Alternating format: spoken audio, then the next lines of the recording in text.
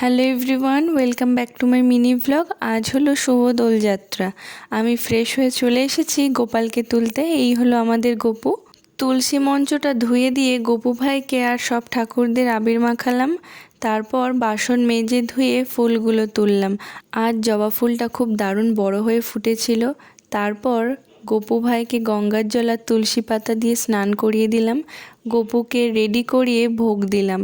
একটা পেয়ারা কেটে সব ঠাকুরদের গুজিয়া পেয়ারা দিয়ে ভোগ নিবেদন করলাম আজ। তারপর তুলসী থানে পূজা দিলাম, আবির মাখালাম। তো এইভাবেই পূজাটা কমপ্লিট করলাম। আগের দিনের রং মাখা শাড়ি ব্লাউজটা কাচতে দিলাম। সকালে টিফিনে খেলাম ডিম টোস্ট। বাড়িতে বড়দের পায়ে আবির দিয়ে তারপর রং খেলা শুরু করলাম। পাঁচিল টপকে চলে গেলাম দাদু, কাকা আর কাকিমাকে রং মাখাতে। আজ সবাই বাড়ি ছিল, আমিও বাড়ি ছিলাম, অফিস ছুটি ছিল। সবাইকে আবির মাখানোর পর তারপর শুরু হয়ে গেল বাদুর রং মাখা। আমি জেঠিমার মেয়েকে সবাইকে রং মাখিয়েছিলাম। আর বাড়িতে এসে ভাং না খেয়েও মাতালের মতো করছিলাম দুই বোন। পিচকারিটা দেখি না মাঝখান থেকে ভেঙে গেল, তাই রং জল ছোড়াছুড়ি করছিলাম। দেন স্নান করে ফ্রেশ হয়ে গেলাম। দুপুরে খেলাম ভাত, মাছের ঝোল।